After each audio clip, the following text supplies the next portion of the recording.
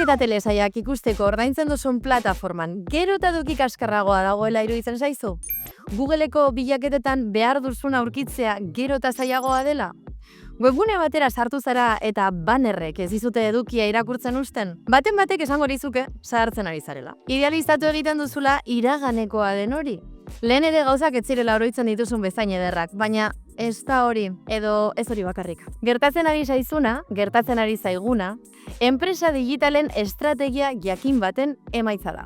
Azaldezadan, fenomeno horri enshitification esaten zaio, eta euskaraz esan da kakazte digitala da. Kontzeptua Cory Doctorow idazleak zabaldu zuen, eta ideia hau du oinarri. Enpresa teknologiko handiek beren plataformak erabiltzaileen eta sortzaileen mesedetarako diseinatzen dituzte hasieran. Baina arrakasta lortzen duten heinean, etekin ekonomikoa lehenesten dute. Baita, erabiltzaileak edo plataforma bera kaltetu behar badituzte ere.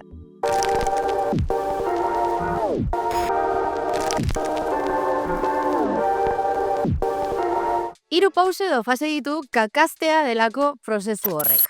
Lehenengo pausoa. Plataforma edo aplikazioak sortzen dira. Doakoak dira askotan edo sumerkeak. Eta erabiltzaileari hainbat gauza eskaintzen dizkiote. Zerbitzua kalitatezkoa da eta moldatu egiten da erabiltzailearen ohitura eta gustuen arabera, gero eta hobea izateko. Lehen fase honetan lehentasuna erabiltzaileak dira. Bigarren pausoa. Erabiltzaileek sortu dituzten datuak iragarleei eskaintzen zaizkie, eta iragarle horiek dirua ordaintzen dute plataforma horietan dauden erabiltzaileengana iristearen truke. Edo bestela, ordainpeko zerbitzua eskaintzen dute abantaiak emanez. Fase honetan, lehentasuna iragarleak eta ordainpeko erabiltzaile horiek dira, eta ohiko erabiltzaileak bigarren planoan daude. Hirugarren pausoa. Iragarleei edo ordainpeko bezeroei gero eta prezio garestiagoa ordainarazten zaie zerbitzuen truke. Horrekin batera, zerbitzu horien kalitatea ere eskastu egiten da, ahalik eta etekin ekonomiko handiena ateratzeko. Azken fase honetan, lehentasuna akziodunak edo enpresaren jabeak dira.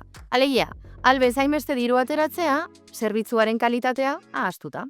Balio lezake Googleek eskaintzen dituen zerbitzuentzat. Netflixentzat, Amazonentzat edo Instagram gizako sare sozialentzat. Hona zenbait adibide. Amazon. Hasieran saltzaile txikiak bultzatzen zituen. Gaur egun, komisio altuak eskatzen ditu, publizitate gabe etzara ikusgarri eta bere marka propioak lehenesten ditu. Facebook eta Instagram. Hasieran lagunen argazkiak eta mezuak ikusten zenituen. Orain, algoritmoak erabakitzen du zer ikusi eta ordaindu ezean zure edukia ez da zabaltzen. TikTok edo YouTube. Erabiltzaile berriei ikusgarritasuna ematen diete hasieran, baina gero plataforma bera da edukien banaketa kontrolatzen duena bere interes ekonomikoen arabera. Zergatik gertatzen da hori?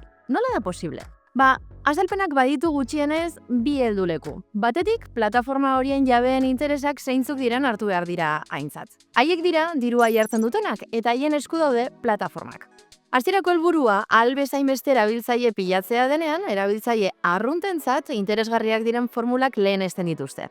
Baina lehenago edo beranduago agerian geratzen da asmo nagusia dena, etekin ekonomikoa ateratzea.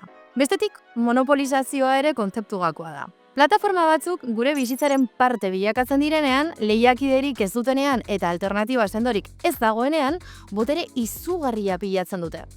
Zerbitzua garestitu edo okertu dezakete, erabiltzaile asko galdu gabe hain justu gure egunerokotasunerako ezinbestekoak direlako. Eta zergatik da kakaztea arazo? Lehenik eta behin kontrol falta dakar. Ez dugu benetan erabakitzen zer ikusten dugun eta nola erabiltzen ditugun tresnak edo nola zabaltzen den informazioa. Bigarrenik, kultura digitala pobretzen du. Eduki berritzaileak edo alternatiboak desagertzen dira eta edukien uniformetasuna nagusitzen da. Eta hirugarrenik, azpiegitura digitalaren privatizazioa dakar. Gu guztion artean sortutako internet, enpresa gutxi batzuen esku geratzen da. Eta orduan, zer egin daiteke? Alternatibak badaude. Software librea, komunitatean oinarritutako sare sozialak, zentro publikoek garatutako plataformak, baina ez dute beste plataformek besteko ikusgarritasunik. Ez publizitatean inbertitzeko dirurik, eta horrek zaildu egiten du alternatiba horiek asko zabaltzea. Hala ere, gero eta gehiago dira autu hori egiten dutenak. Edozein kasutan, garrantzitsua da, gutxienez, kontziente izatea. Ulertzea nola funtzionatzen duten plataformek. Zergatik bihurtzen diren gero eta okerrago, eta ze aukera ditugun erabiltzaile gisa eragiteko. Gaur egungo kakazte prozesua ez da kasualitatea, kapitalismo digitalaren ondorio logikoa da. Eta horren aurrean, galderak egitea eta erantzunak arakatzea ezinbestekoa da. Nola eraiki dezakegu internet bidezkoago eta gardenago bat guztion mesederako izango dena? Zerbitzu bat doan denean, geure buruari galdetu beharko genioke. Zergatik?